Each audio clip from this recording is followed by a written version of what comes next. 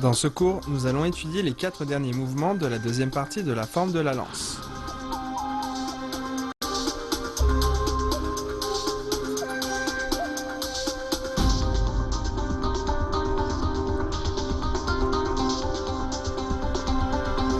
Passer la lance et piquer en bas. On tire la lance à l'arrière et on la redresse.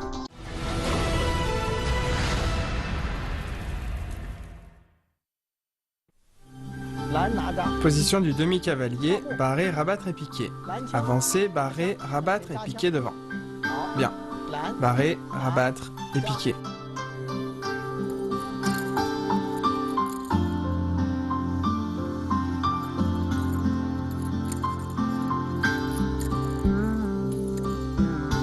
On refait. Barrer, rabattre et piquer en position du demi-cavalier.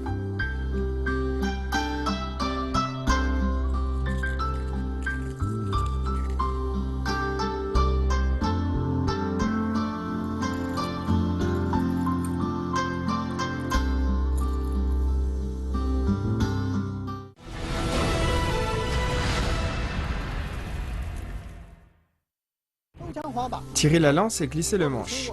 La main gauche empoigne légèrement le manche et reste fixe. La main droite tire vers l'arrière, puis la main droite retourne le manche et amène la lance devant en hauteur. La main droite longe le bâton vers le bas, puis l'empoigne juste au-dessus de la pointe.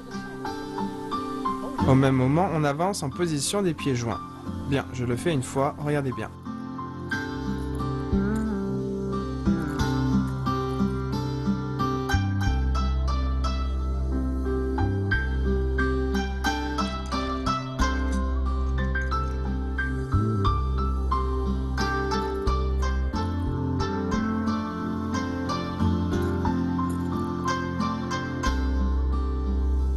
Revoyons, tirer la lance et glisser le manche.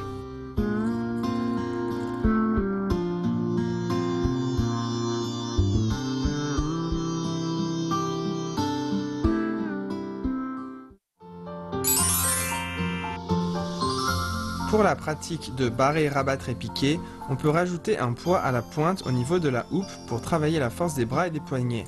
On peut aussi pratiquer le mouvement à deux avec un attaquant et un défenseur, ou encore seul sur un tronc d'arbre ou une boucle de corde comme cible.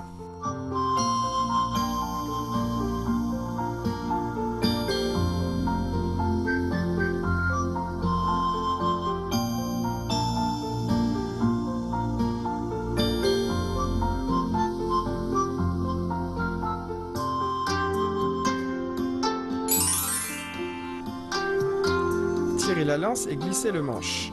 Lorsqu'on tire sur la lance, la main gauche ne doit pas bouger. Quand on fait glisser le manche, la main droite doit lisser le manche en direction de la pointe, de manière continue jusqu'au-dessus de la pointe. En même temps, on joint les pieds.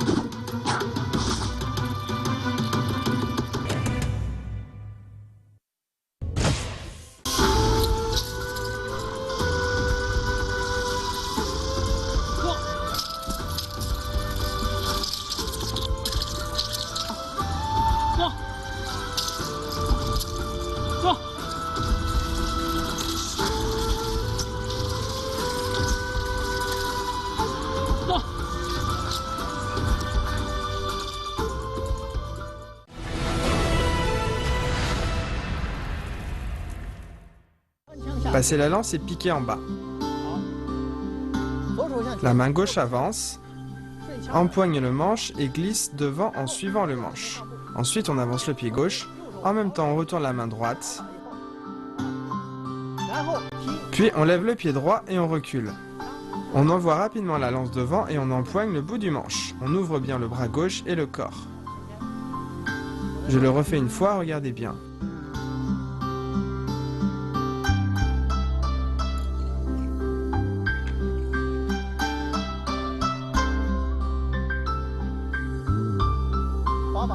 Passez la lance et piquez en bas. On tire la lance à l'arrière, on la redresse, on avance et on la fait passer vers le bas. Attention lors de l'exécution. Quand on fait glisser le manche, il faut sentir avec la main devant pour empoigner rapidement le bout du manche. Il arrive souvent que l'on laisse la lance s'échapper. Donc quand on arrive au bout du manche, il faut absolument bien le saisir. Il faut également faire attention au mouvement d'avant. Lorsqu'on envoie la lance, la main droite doit glisser ainsi, puis en suivant le manche, venir saisir ici. Quand on redescend la lance, la main gauche doit pousser la lance, ensuite on peut alors et seulement la faire glisser vers le bas.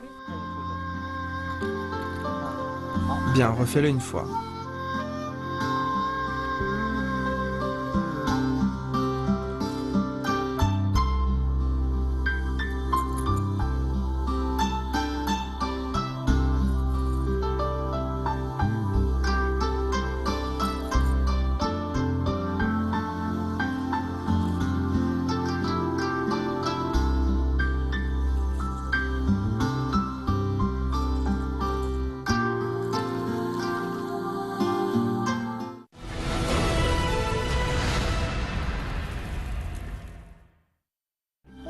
Traînez la lance et poussez de la paume en position de l'arc.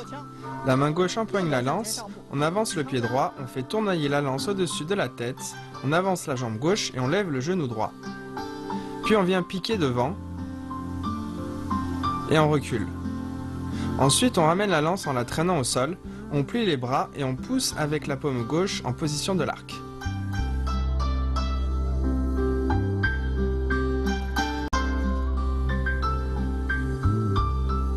Pratiquons ensemble, traîner la lance et pousser avec la paume en position de l'arc.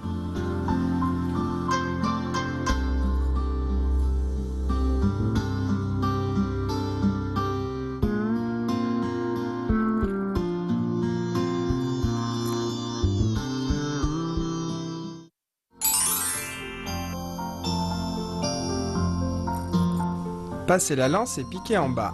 Le piquage en bas demande beaucoup de pratique. Après que la main gauche a envoyé la lance devant, la main droite doit être stable en saisissant le manche avec force et précision. C'est très exigeant au niveau de la coordination. Traînez la lance et poussez avec la paume en position de l'arc. Ce mouvement est le dernier de la deuxième partie de la forme. Il doit être ample et fluide. On doit former un tout avec la lance. Ce mouvement est un bon exercice d'ouverture du corps.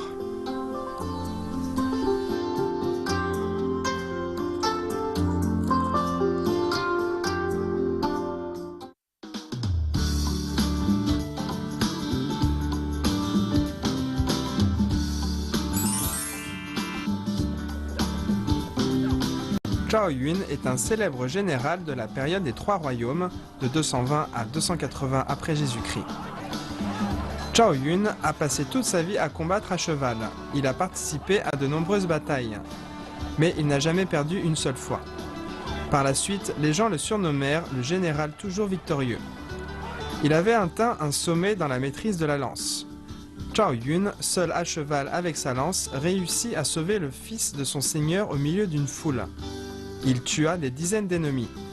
Et lorsqu'il fut complètement encerclé, le cheval blanc qu'il montait était devenu rouge de sang. Ainsi en Chine, Zhao Yun est devenu un modèle de fidélité et de courage.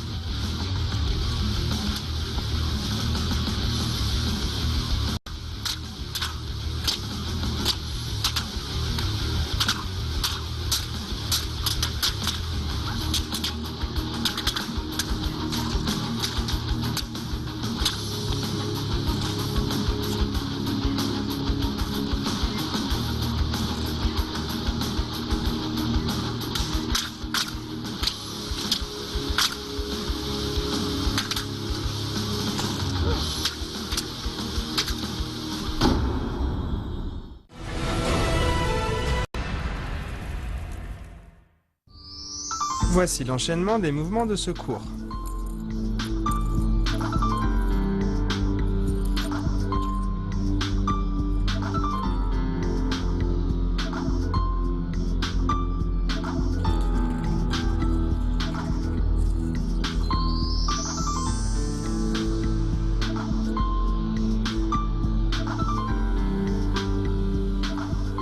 Regardons à présent l'ensemble des mouvements des deux premières parties de la forme.